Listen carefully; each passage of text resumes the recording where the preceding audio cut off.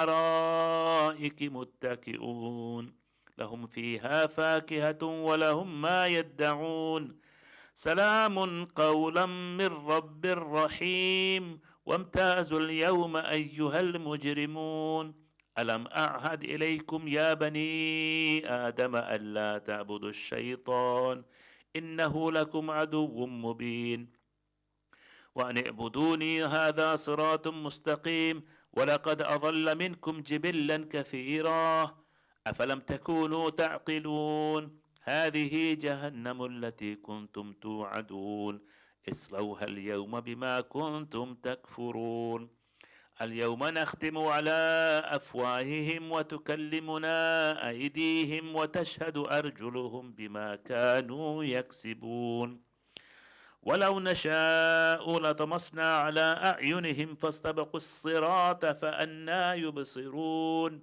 ولو نشاء لمسخناهم على مكانتهم فما استطاعوا مضيا ولا يرجعون ومن نعمره ننكسه في الخلق أفلا يعقلون وما علمناه الشعر وما ينبغي له إن هو إلا ذكر وقرآن مبين لينذر من كان حيا ويحق القول على الكافرين أولم يروا أنا خلقنا لهم مما عملت أيدينا أنعاما فهم لها مالكون وذللناها لهم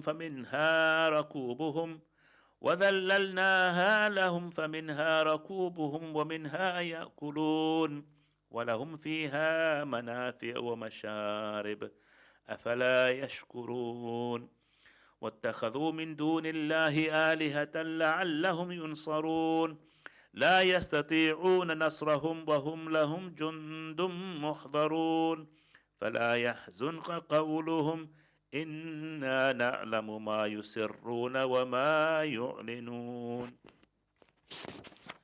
أولم ير الإنسان أنا خلقناه من نطفة فإذا هو خصيم مبين وضرب لنا مثلا ونسي خلقه قال من يحيي العظام وهي رميم قل يحييها الذي أنشأها أول مرة وهو بكل خلق عليم الذي جعل لكم من الشجر الأخضر نارا فإذا أنتم منه توقدون أوليس الذي خلق السماوات والأرض بقادر على أن يخلق مثلهم بلى وهو الخلاق العليم إنما أمره إذا أراد شيئا أن يقول له كن فيكون فسبحان الذي بيده ملكوت كل شيء وإليه ترجعون صدق الله العلي العظيم الفاتحة بسم الله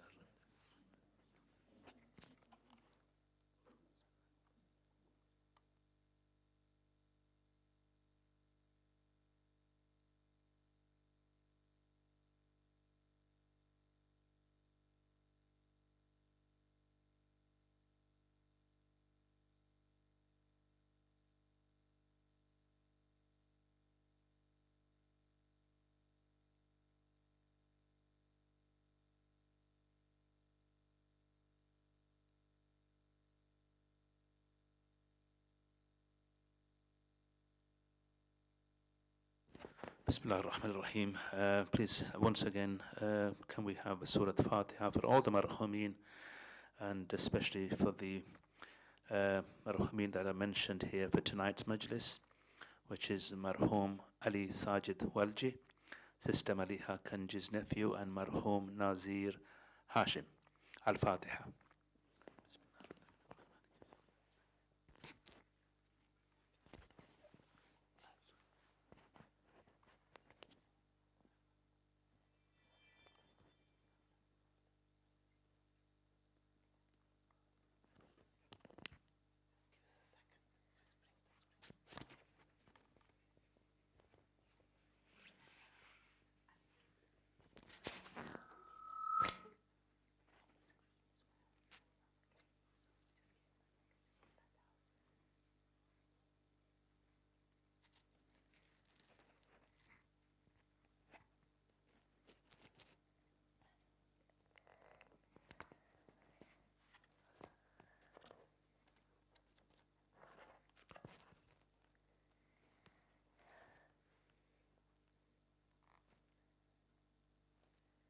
Bismillahir-Rahmanir-Rahim. In the name of Allah, the most beneficent, the most merciful.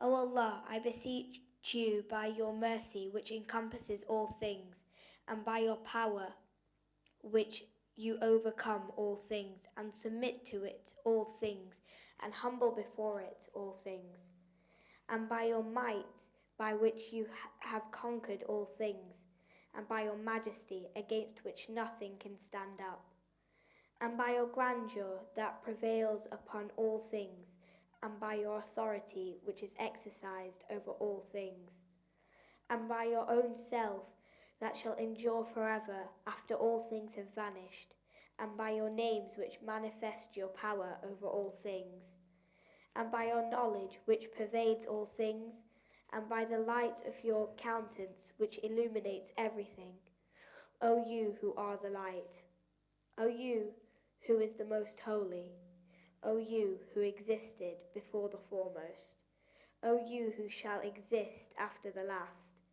O Allah, forgive me my such sins as would affront my continuancy. O Allah, forgive me my such sins that would bring down calamity. O Allah, forgive me my such sins as would change divine favors into disfavors. O Allah, forgive me my such sins that would hinder my supplication. O Allah, forgive me my such sins that would bring down misfortunes or afflictions. O Allah, forgive me my such sins as would suppress hope. O Allah, forgive every sin that I have committed and every error that I have erred.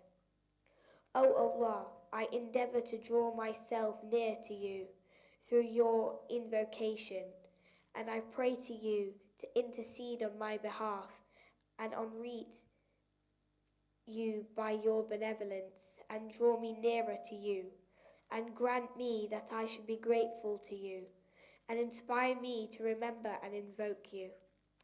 O Allah, I entreat you, begging you submissively, humbly, and awe-strickenly, to treat me with clemency and mercy, and to make me pleased and contented with what you have allotted to me, and cause me to be modest and unassuming in all circumstances.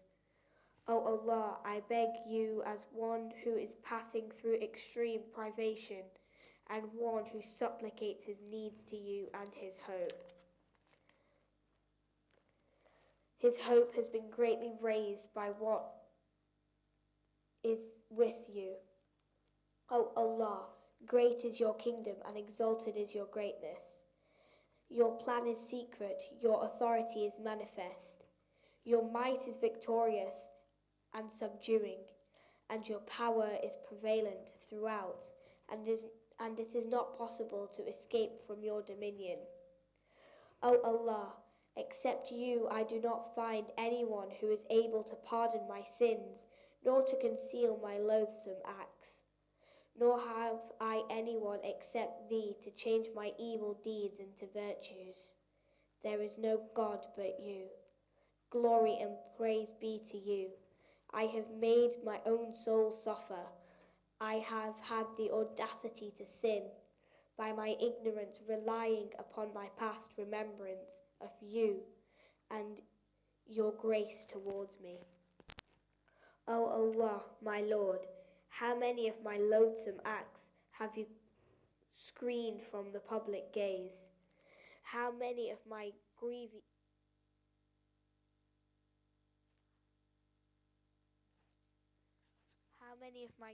afflictions have you reduced in severity, and how many of my stumblings have you protected, and how many of my detestable acts have you averted, and how many of my undeserving praises have you spread abroad. O Allah, my trials and suffering have increased, and my evilness has worsened. My good deeds have been diminished by my yokes of misdeeds, and I have become firm, and remote hopes restrain me to profit by good deeds. And the world has deceived me with its allurements, and my own self has been affected by treachery and procrastination. Therefore, my Lord, I implore you by your greatness not to let my sins and my misdeeds shut out access to my prayers from reaching your realm, and not to disgrace me by exposing those hidden ones of which you have knowledge, nor to hasten my retribution for those vices and misdeeds committed by me in the secret, which were due to evil-mindedness, ignorance, excessive lustfulness, and my negligence. O Allah, I beg you by your greatness to be compassionate to me in all circumstances, and well disposed towards me in all my matters. My God, my nourisher, have I anyone except thee from whom I can seek dislodging of my evils and understanding of my problems? My God, my Master, you decreed a law for me, but instead I obeyed my own law desires. And I did not guard myself against the allurements of my enemy. He deceived me with vain hopes, whereby I was led astray, and fate helped him in that respect. Thus I transgressed some of the limits set for me by you, and I disobeyed some of your commandments. You have therefore a just cause against me in all of those matters, and I have no plea against thy judgment passed against me, and I have therefore become justifiably liable to your judgment and afflictions. But now I have turned to you, my Lord, after being guilty of omissions and transgressions against my soul, apologetically, repentantly, broken-heartedly, entreating earnestly for forgiveness, yielding, confessing to my guilt.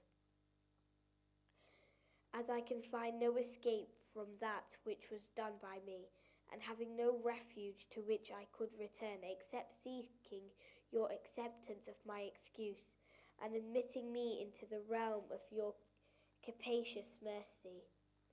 O Allah, accept my apology and have pity on my intense sufferings, and set me free from my heavy fetters of evil deeds.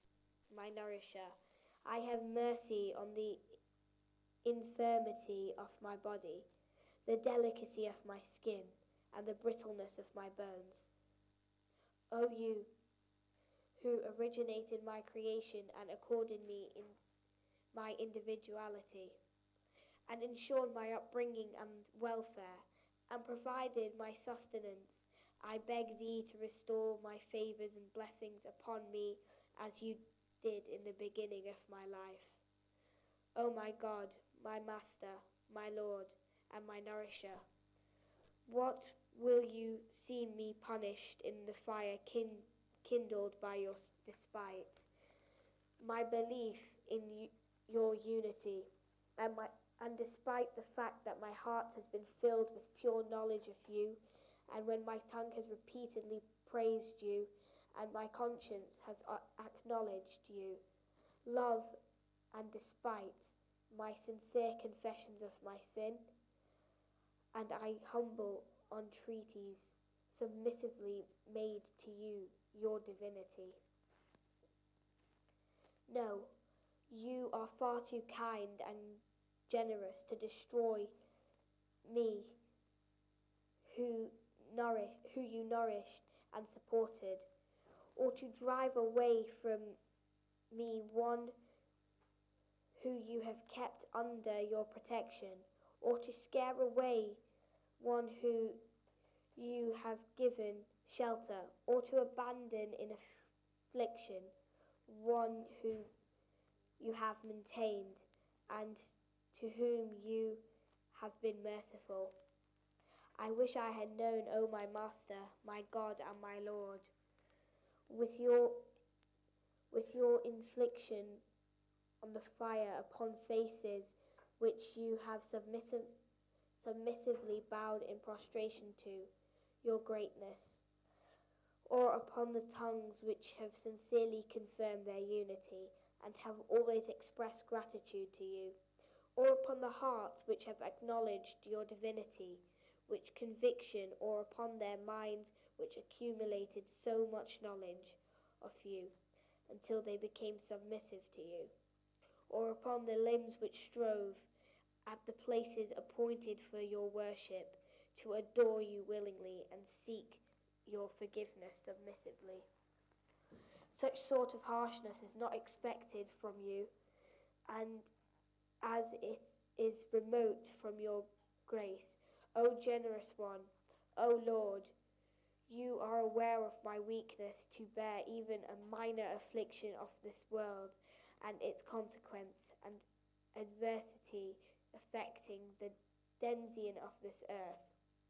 Although such afflictions are momentary, short-lived and transient, how can I bear the retributions and the punishments of the hereafter, which are enormous and of intensive sufferings, of prolonged period and perpetual duration, and which shall never be alleviated for those who deserve the same, as those retributions will be the result of your wrath and thy punishment, which neither the heavens nor the earth can withstand and bear, my Lord. How can I, a weak, insignificant, humble, poor, and destitute creature of yours, be able to bear them? O my God, my Lord, my King and my Master, which of the matters shall I complain to you, and for which of them shall I bewail and weep? Shall I bewail for the pains and the pangs of the punishment and their intensity, or for the length of sufferings and their duration? Therefore, my Lord, if you will subject to me the penalties of hell in company of your enemies, and cast me with those who merited your punishments, and tear me apart from your friends and those who will be near to you, then my God, my Lord, and my Master, though I may patiently bear your punishments, how can I calmly accept being kept away from you?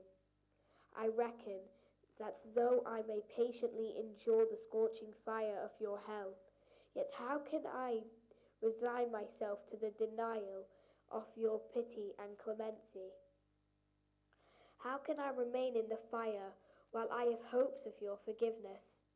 O my Lord, by your honor, truly I do swear that if you will allow my power of speech to be retained by me in the hell, I shall amongst its inmates cry out bewailing unto you, like the cry of those who have faith in your kindness and compassion. And I shall bemoan for you, for being deprived of nearness to you, and the lamentation of those who are bereaved. And I shall keep calling unto you, where are you, O friend of the believers? O you who are the last hope and resort of all those who acknowledge you and have faith in you. O Allah, who is the helper of those seeking help. O you who is the dear to the hearts of those who truly believe in you. And O you who is the Lord of the universe. My Lord, glory, praise be to you. Would you wish to be seen disregarding the voice of a Muslim, incarcerated therein the hell, for this disobedience, and imprisoned within its pits for his ever evil doings and misdeeds, crying out to you the utterance of one who has faith in your mercy, and calling out to you in the language of those who believe in the unity, and seeking to approach you by the means of your epithet, the Creator, the Nourisher, the Accomplisher, and the Protector of the entire existence. My Lord, then how could he remain in the torments when he hopefully relies upon you, past forbearance, compassion, and mercy? And how can the fire cause him suffering when he hopes for your grace and mercy? And how can its roaring flames char him when you hear his voice and see his plight? And how can he withstand its roaring flames when you know his frailty? And how can he be tossed about between its layers when you know his sincerity? And how can the guards of hell threaten him when he calls out, "My Lord"? And how would you abandon him in hell when he has faith in your grace to set him free? Alas, that is not the concept held by us of you, nor has your grace such a reputation, nor does it resemble that which you have awarded by your kindness and generosity to those who believe in your unity. I definitely conclude that had you not ordained punishment for those who disbelieved in you, then had you not decreed your enemies to remain in hell, you would have made the hell cold and peaceful, and there would never have been any abode or place for anyone in it, but sanctified by your names.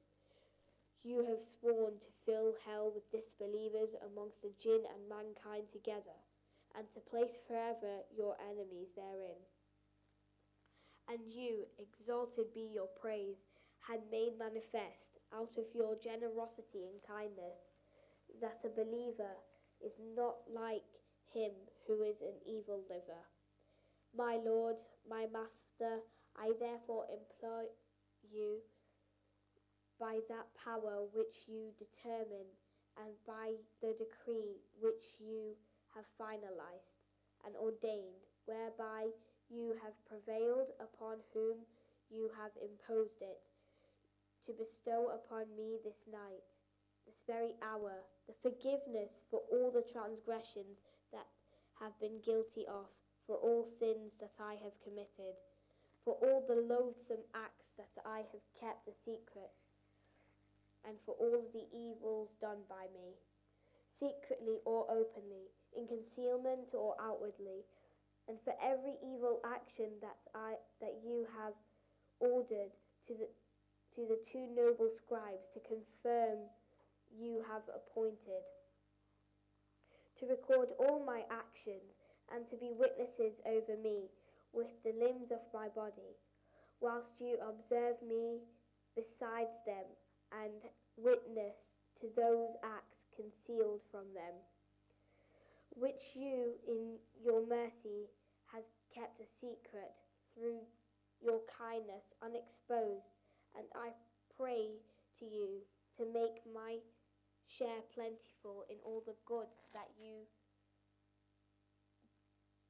do bestow, in all the favours that you do grant, and in all the virtues that you do allow to be known everywhere, and in all the sustenance and livelihood that you do expand and respect of all the sins that you do forgive, and all the wrongs that you do cover up.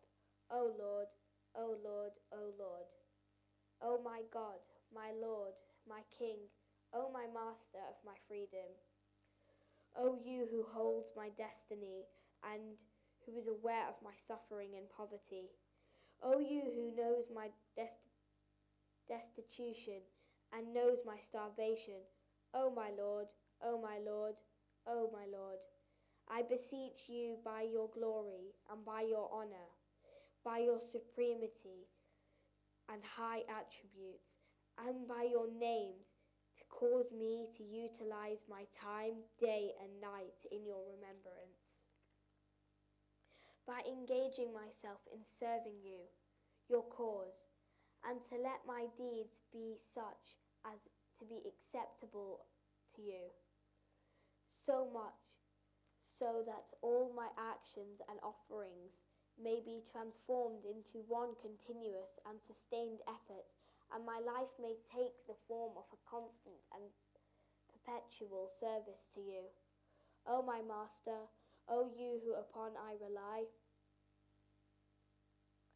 O you who I express my distress, O my Lord, O my Lord, O my Lord, strengthen my limbs for your service, and sustain the strength of my hands to persevere in your service.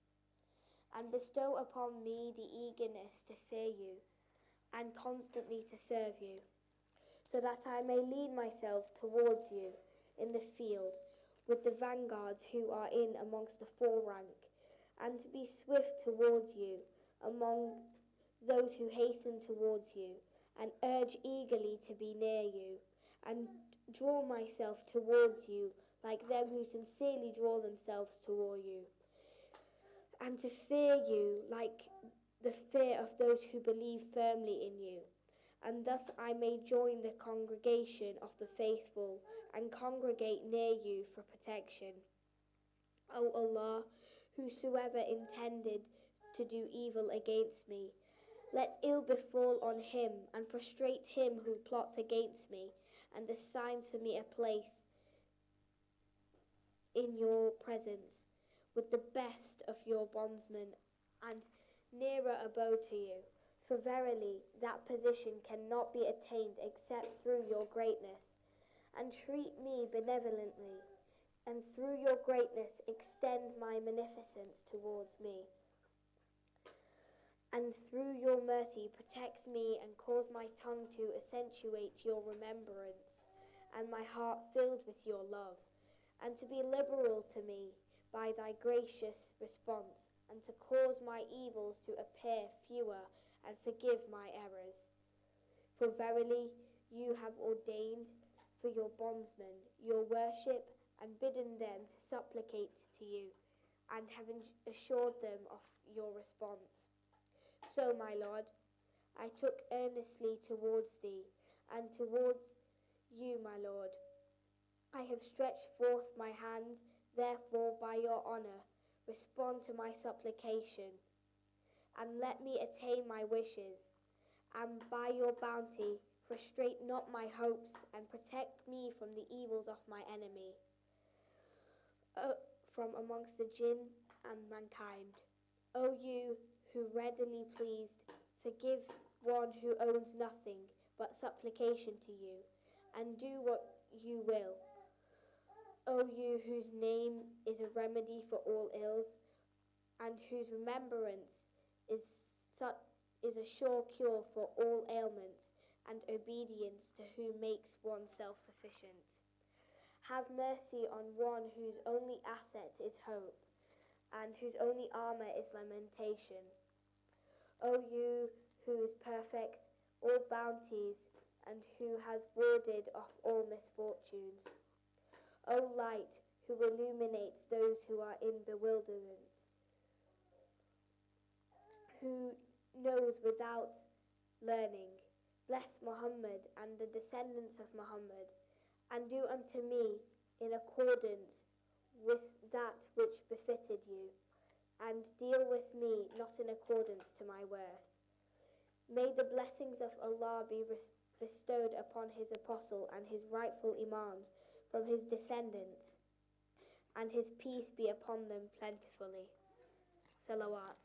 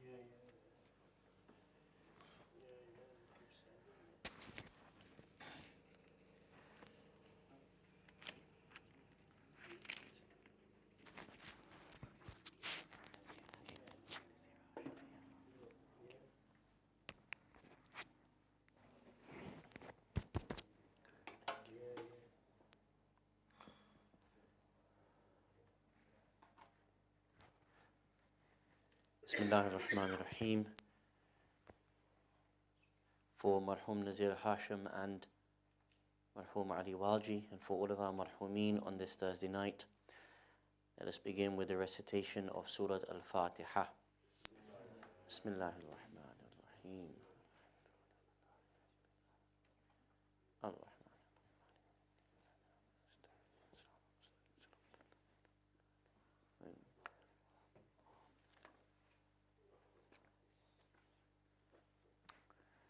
As ever, we will require a number of verses tonight, inshallah. Please have your Qur'ans open and ready. The first one is going to be Surah Al-Luqman, chapter number 31, verse 33. Chapter 31, verse 33. So if you have this open, and then as we go through the other ayat, inshallah, we will mention the verses as we go along. So anyone who wants to be able to note them or follow them can. For the love of our 8th Imam Ali ibn Musa al-Rida, sallu ala Muhammad wa ali Muhammad. Allahumma salli ala Muhammad. A'udhu billahi minash shaitanir rajim. Bismillahir Rahmanir Rahim. Alhamdulillahi Rabbil Alameen. Alhamdulillahi alladhi hadana li hadha. وما كنا لنهتدي لولا أن هدانا الله والصلاة والسلام على أشرف الأنبياء والمرسلين خاتم النبيين سيدنا الممجد بشير المصدق المصطفى الأمجد محمود الأحمد أبي القاسم محمد وعلى أهل بيته الطيبين الطاهرين المعصومين ولعنة الله على الظالمين من الأولين والآخرين أما بعد فقد قال الله سبحانه وتعالى في كتابه المجيد وقوله الحق بسم الله الرحمن الرحيم يا أيها الناس اتقوا ربكم واخشوا يوما لا يجزي والد عن ولده ولا مولود هو جاز عن والده شيئا إن وعد الله حق آمنا بالله صدق الله العلي العظيم صلوا على محمد وآل محمد اللهم صل على محمد وآل محمد. Awaited Savior of humanity, Imam al-Mahdi alayhi salam, my respected teachers, elders, brothers and sisters, Assalamu alaikum jami'an wa rahmatullahi wa barakatuh. I want to tell you a story. I had the opportunity of visiting a very senior lady from our community, elderly lady from our community. She is probably 75 years old or something like that. As we were sitting, she opened her laptop, went onto her email, and showed me an email from January of this year. They were sent to her by her first cousin, whom lives in a completely different part of the world, whom she had not spoken to for maybe many years. So I am seeing and I'm reading this email from the cousin to this elderly lady, and I am able to tell you the story of what I read and what this elderly lady told me about this particular email. The context behind this email is that 50 years prior, sadly, she lost her husband to a sudden death when he died playing sports in the community and all of a sudden collapsed and all of a sudden died. So for 50 years, she had been without her husband, and maybe even sadder than that, shortly prior to the death of her husband 50 years ago, she also lost her young boy, maybe at the time was around 8 years old. He was born with a heart defect, and sadly that caught up to him, and at maybe around 8 years old, he died. So she first lost her son, and then she lost her husband whilst he was out playing sports. From that day till now, she has not remarried, She has lived a tough life. May Allah bless her for all of her efforts. And in this context, only a few months ago, she says that maybe December of last year, she became very overwhelmed with sadness and grief and started crying, sort of losing hope, losing happiness, crying and crying and crying. And all alone, in the depths of her heart, she said, why hasn't my husband called me to him? Meaning, why haven't I, been able to die and go and be with my husband? Why hasn't my husband called me? These are her words to me. This is the context of the email she is showing me. She says, December last year, the year just gone, I was crying my eyes out. And I said, why hasn't my husband called me to him? Maybe he doesn't love me anymore. Maybe in Akhirah he has a hur al-ain, and so he doesn't need me. This is why he has not called me. And so with anger and hurt and disappointment in her heart of her hearts, she said this to herself about her situation. 50 years had passed. She had lost her son, she had lost her husband. She had not remarried and remained in that state until the day I met her very recently. She passes me the laptop with the email, and I read it from her cousin who's living in a completely different part of the world, whom she has not spoken to. The email starts out, Assalamu alaikum, inshallah you're well. I wanted to tell you a dream that I had this morning. It is only 2 or 3 weeks difference between the time in which she cried and the time in which she receives this email. This was in January, and I saw this with my own eyes. Assalamu alaikum, how are you? I want to tell you about about a dream that I had this morning. I saw your son and your husband in my dream. First was your son to come to me, and he was smiling. He was so happy. He was looking dressed like anything and just so happy. And he was jumping up and down with joy. And he tells me that Daddy takes me to eat ice cream every day.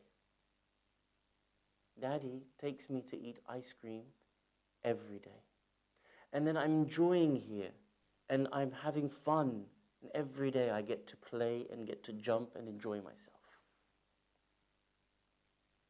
The cousin continues writing this email. And then she says, and I saw your marhum husband. He was silent, but he was looking off into the distance. Not looking at me, the cousin is saying, looking off into the distance. So I addressed him, and I said to him, Marhum Ba, are you looking to your wife? To which he replied, yes, I'm looking towards her. Tell her, from me, I have not forgotten her, nor have I stopped loving her at all. And with that, the cousin awoke and decided to write the email to her cousin, a 75-year-old elderly woman. So when she's telling me about this, of course the context is what? She, in the depth of her heart, alone, all on her own, had cried her eyes out about how she felt inside. How did the marhum know that?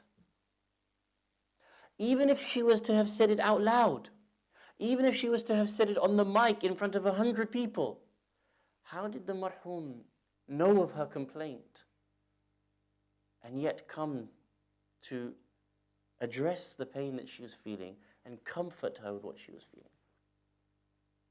And she says, my son, he used to love going for ice cream with his dad. This was the favorite part of his day.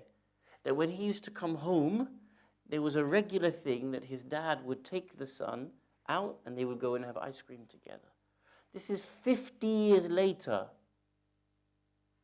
Until today, he is saying, I am being taken for ice cream with my marhum father, wherever they are in the universe. She said, can you imagine how my heart changed to know that not only was my son okay, he was continuing to enjoy what he enjoyed most in the world, and that my husband told me that he continues to care for me and love me. But not only that, but that wherever he is in this universe, he can continue to see me and my pain and my suffering that I am going through in my day-to-day world. And not only that, on top of that, Allah subhanahu wa ta'ala allowed him to be able to communicate and tell me not to worry, that he still loves me and that he still watches over me. You can imagine, as I'm being told this story and showing the evidence of this story, what a person must have been feeling as they are coming across the detail of these events. Tell me something. When you hear this story, and maybe many of you have had something similar where a marhum member of your family has visited you in your dream and you've seen the state in which they are in, or something of that nature. How does it compare to those many verses of the Quran that we read, that on the Day of Judgment, we will flee from our own mothers and our mothers will flee from us? On the nights of the 19th and 21st of Shahr Ramadan, in munajat of Amir al-Mu'mineen Ali ibn Abi Talib, salawatullah wa salamuhu alayhi, we read, on the Day of Judgment, we will have fled from our parents and our parents will flee from us. And that we will wish to ransom everybody on earth to turn away the wrath of Allah subhanahu wa ta'ala. Yet, in our own lived experience, in Akhirah, our own family members have so much awareness of what we are going through that they are still wanting to come and tell us that they are aware and looking after us and caring for us in whatever circumstance we find ourselves in. How do you mirror these two things? By the way, this is not the only story I have been told by people where their family members who have been watching over them have seen the challenges in their life and have come to them in their dreams and said, by the way, I'm caring for you. I'm aware of what your challenges are. I'm aware of what you're going through. This is not the only time I have come across these stories, and I'm sure it's not the only time you have come across such stories in your life as well. What I want to do tonight is to go through some of these ayat and ahadith and look at those verses that tell us that we will flee from our family members, we will flee from our friends. But, as you will not be surprised to hear, there is an istithna'at, there is an exception. In the Quran, there is an exception to tell us that we will not flee from our family and from our friends, but it is conditional to something in particular. What is that condition? We want to explore tonight. Why? Because when we gather, like on a light night tonight, to be able to remember marhumeen from the community, marhumeen from our families, we often pray, oh Allah, join us together on the Day of Judgment in happiness and goodness. Oh Allah, grant us the opportunity to be able to go into paradise together as a family. Who would want anything other than that but to be joined with your family on the Day of Judgment and in paradise? Yet, many of the verses that we read put fear in us that the very same people that we have loved so much in this world, we will flee from them. And the very people we have looked to for protection in our life, guidance in our life, we will run from them on the Day of Judgment. We need to be able to contextualize these verses of the Quran, and this is what I want to be able to do tonight. And inshallah, it gives us that confidence that when we make that dua, when we look forward to being rejoined with our family members on the Day of Judgment, that we don't need necessarily to fear fleeing from them. But but rather we can look forward to be joined with them again on the Day of Judgment, inshallah. Please open your Qur'ans to chapter number 31, Surah Luqman, verse number 33. Where we'll start is with a series of ayat that tell us about our fleeing from our family and friends on the Day of Judgment. And not to reiterate the same point, but actually each verse of the Quran gives us a slightly nuanced picture of what will happen on the Day of Judgment. Right? And what I want to do is show you those nuances first about whom we shall flee from and why we shall flee from them. And then come to the example of when we will not flee from our friends and family members, inshallah. Chapter number 31, Surah Luqman, verse number 33. Bismillahir Rahmanir Rahim. Ya ayyuhan nas, O mankind, ittaqu rabbakum. God, have fear from your Lord. Why?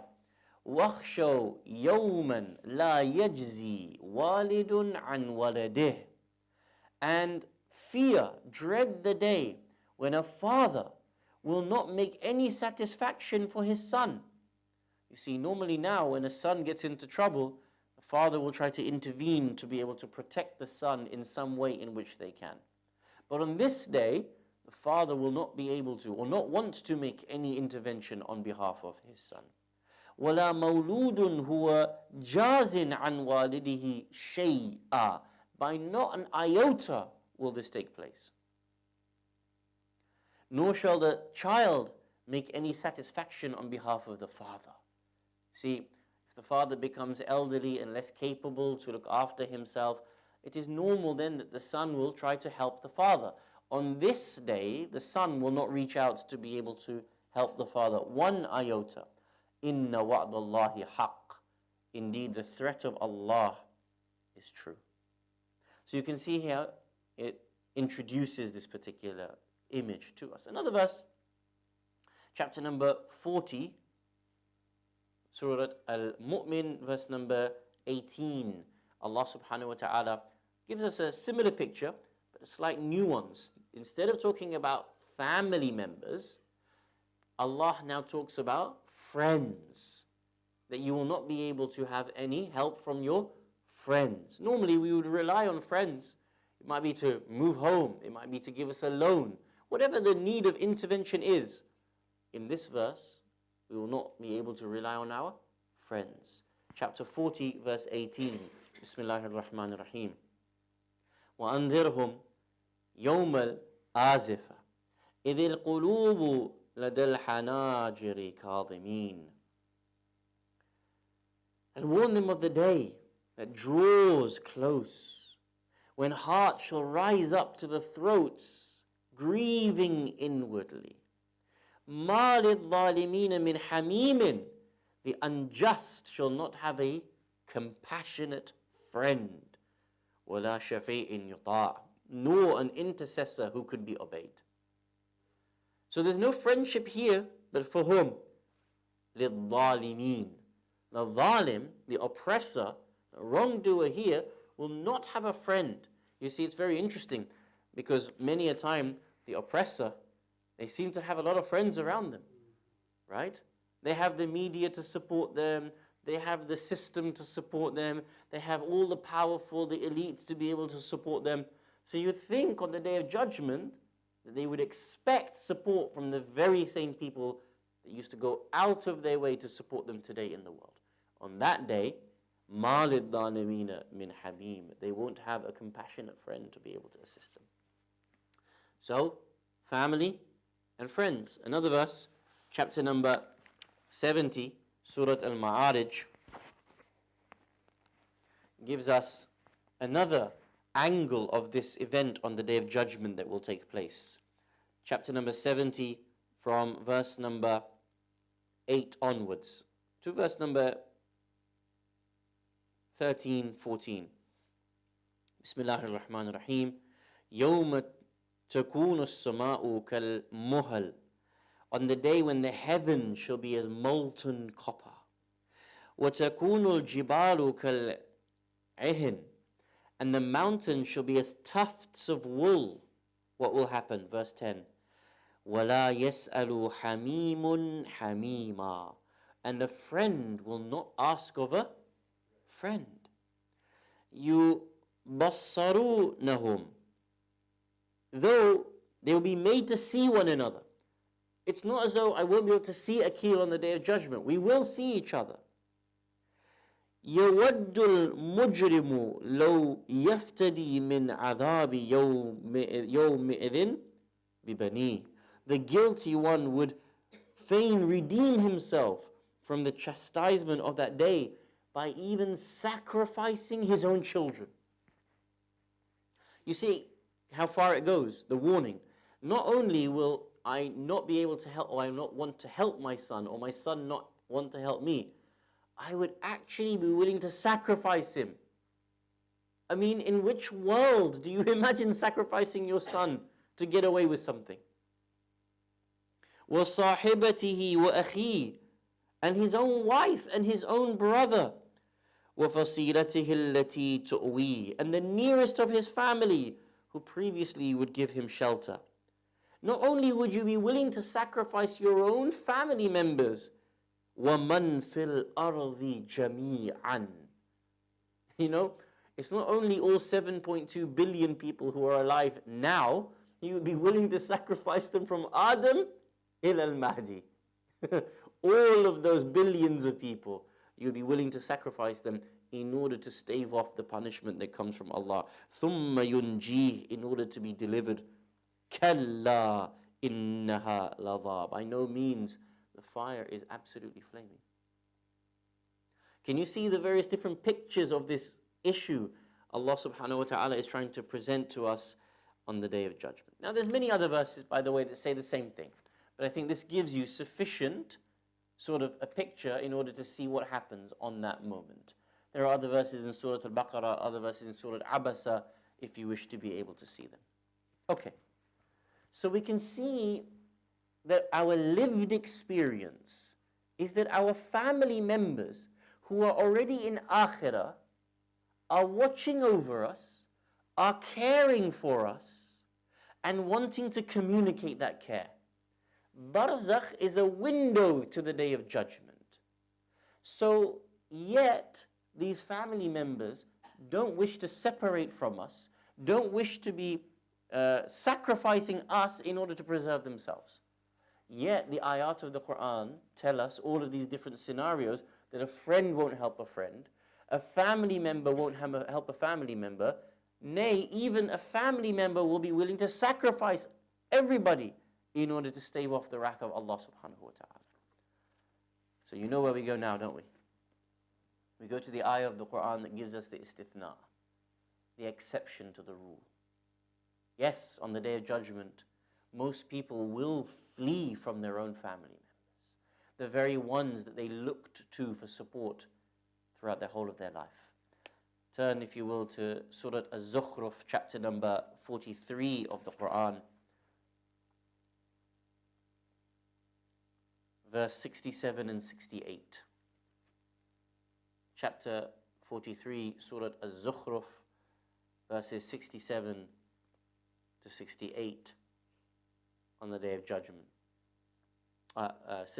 43, chapter 43, verses 67, 68, 69, and 70s, 71, all the way through. Everybody's there? Verse 67, Bismillah ar-Rahman ar-Rahim. Al-Akhilla. What's the root of Akhilla? Khalil. Yes, Khul. Khalil. What does Khalil mean? Friend. Prophet Ibrahim alayhi salam, his title is Khalilullah. He is the intimate friend of Allah subhanahu wa ta'ala. Al-Akhilla is the jam', is the plural. Al-Akhilla, friends or intimate people. يَوْمَئِذٍ, on that day. Which day? The Day of Judgment. بَعْضُهُمْ لِبَعْضٍ عَدُوٌّ. They will be enemies of one another. Now you know in the previous verses I mentioned not only friends but family. It's the same picture, isn't it? You will flee your friends the same way you will flee your family. So Allah here doesn't need to repeat all the different categories. husband, wife, son, daughter, father, mother, brother-in-law. He doesn't need to tell you all of that. He just tells you, al-akhilla, intimate people. يَوْمَئِذٍ بَعْضُهُمْ لِبَعْضٍ عَدُوٌّ. On the day of judgment, they will be enemies of one another. إِلَّا الْمُتَّقِينَ, except the God-fearing, the righteous. You will not be enemies of one another. You will not flee one another. You will not try to ransom the other. You will not try to sell the other one off in order to protect yourself. But on the basis of what? Taqwa between yourselves. الْأَخِلَّاءُ يَوْمَئِذٍ بَعْضُهُمْ لِبَعْضٍ عَدُوٌّ إِلَّا الْمُتَّقِينَ. This is the condition. You see, if as family members, what you did together was acts of haram, disobedience, then of course on the day of judgment you will flee from one another. Because you won't want to be there when judgment takes place for that person. And definitely knowing that what you two or you three or you five got up to as a family unit was in so much disobedience of Allah, you don't want to be anywhere around that person, nor does that person want to be around you. And each family member will blame the other. He was elder to me, I had to follow him. Can you see? Whereas if the family member or the family unit was based on taqwa, service to Allah, service to community, helping one another to become better, on the day of judgment it will be the best of family reunions, inshaAllah. Can you see? الْأَخِلَّاءُ يَوْمَئِذٍ بَعْضُهُمْ لِبَعْضٍ عَدُوٌّ إِلَّا الْمُتَّقِينَ. Can you imagine now, as a family unit, the way in which you see how our salvation and our outcomes are so tied to each other? Blessed are those families that get to go on Hajj together, or get to go on Umrah together, or get to go on Ziyarah together. Blessed are those families that serve the community together.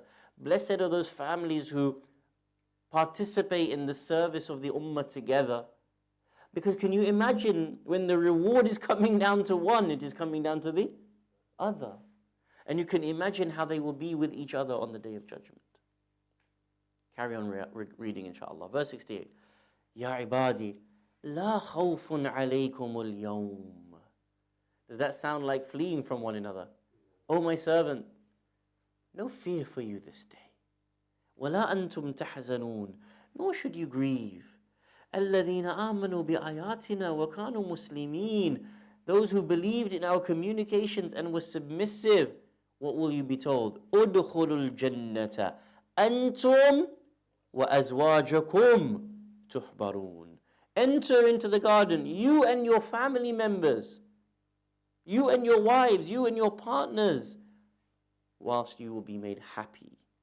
يُطَافُ عَلَيْهِمْ بِصَاحِفٍ مِّنْ ذَهَبٍ وَأَكْوَابٍ. There shall be sent around them. يُطَافُ, tawaf is being done, عَلَيْهِمْ. Family members together in the same Jannah, enjoying the same rewards. Golden bowls and drinking cups, therein shall be what your souls yearned after, and the eyes shall delight in, and you shall be made to abide therein. The condition is simple. The condition is how the family unit worked with each other and looked after one another and performed its responsibilities together. And as an outcome, immediately it should be that we are already thinking about how our family units could become more intertwined in the way in which we are working together and the way in which we are serving Allah subhanahu wa ta'ala, and how our family units can become stronger in that process. The hadith which comes to us from our Holy Prophet Muhammad sallallahu alayhi wa alihi wa sallam, in the book Ma'ani al-Akhbar, The Prophet ﷺ said the following: go on sending gifts to your dead family members, to your marhum. Companions asked, Ya Rasulullah, what can be a gift to the dead? The Prophet said, supplications and sadaqah. Gift it to them. Dua for them and sadaqat on their behalf. We have many ad'iyah which we can recite on their behalf. It is as simple as Surah Al-Fatiha. It is some of the specific ad'iyah that have been mentioned. Allahumma ghfir lil mu'minina wal mu'minat wal muslimina wal muslimat al ahya'i wal amwat. Those who are alive and those who are dead. And in your own hearts, you know as to whom you are gifting that dua to, whom you are supplicating for, whilst they have already passed on. Gift to them supplications and alms and sadaqah. What can we do? We can give anything on their behalf. And all of you, I'm sure, do very many good deeds on behalf. Then he added, every Friday Eve, meaning Thursday night, the spirits of the dead come to the nearest sky, Sama ad-Dunya, this realm. As you know, there are sab'a samawatin. There are 7 levels of the skies. Our universe is the physical universe. What does it say? Every Thursday night, the spirits of the dead come to the nearest sky, standing in front of their homes. Standing in front of their own homes. Meaning what? Your and my houses tonight will be visited by our marhumin. Standing in front of their own homes, crying out sorrowfully, "Oh my family members, oh my children, oh my parents, oh my dear ones, be kind to us. Allah will be kind to you in turn." We have to account here for what wealth and property we had in the world and by which others benefit there. Please do us some favor. Be through it dirham or bread or clothing. God will adorn you with heavenly dress for what you do to us. I've read in some Islamic books that certain conditions, of course, are there. For example, as long as those marhumeen or mu'mineen and good, as a gift to them from Allah, they get to come and visit us. As a gift from Allah, number one. Number two, if we are in sin and they come and visit us whilst we are doing sin, then they go back grieved at what they have seen their family members do, knowing what it means to our soul and the way in which ultimately this can draw down punishment, because they see the reality of that already now. And of course the opposite is true. If they see us doing good deeds on the Thursday night, then they go back to their realm in a state of joy and happiness. Imagine being able to make our marhumeen pleased in these multiple ways that we have opportunities to be able to do so.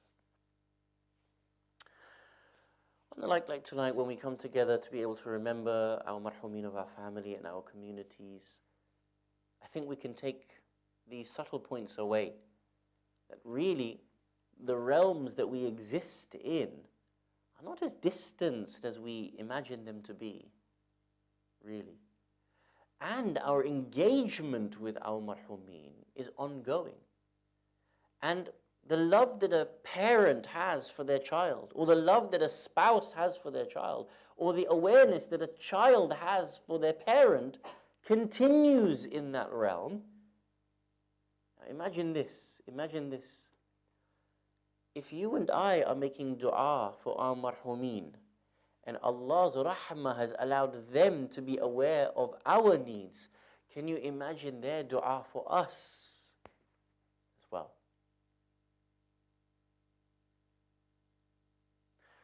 The way in which we can think of this realm and this world is not simply within these simple dimensions that we've understood them to be. The way in which we relate and continue to relate with our marhumeen can help not only shape the way in which we are living, that shape the way in which our akhirah will be. Because if we continue to have that good relationship between now and barzakh, then surely when we meet again on the Day of Judgment, inshallah, that will be the time in which we are all joyous and celebrating together as a family reunion.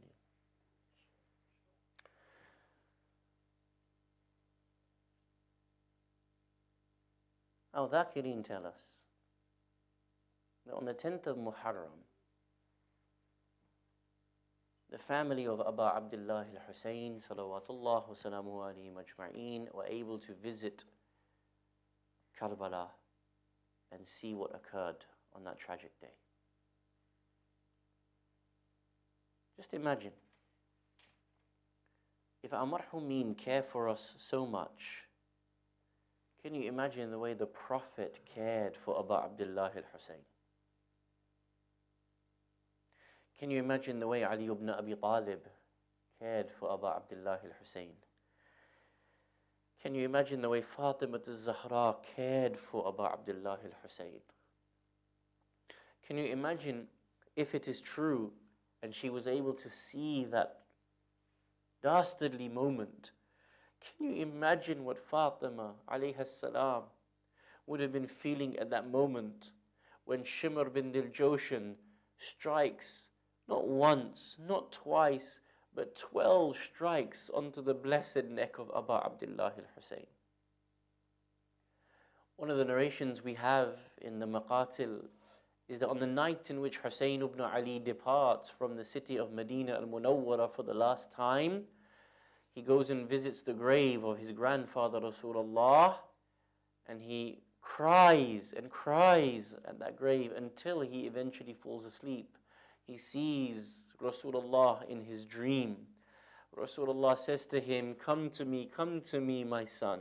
There is a special place in Jannah that awaits you, but it cannot yet be attained until you achieve the rank of martyrdom. Imam al-Hussein can only respond by saying, take me to you, O grandfather. Rasulullah says to him, go now, but know that when you go, it will be as if everybody has left you from your ummah. But there will be people who are acting like rabid dogs, biting at your flesh, where ultimately you will be drowning in a pool of your own blood, whilst you call upon that very ummah to save you, and no one will come to your aid. This is the scene that Fatima al-Zahra has to see on the 10th of Muharram.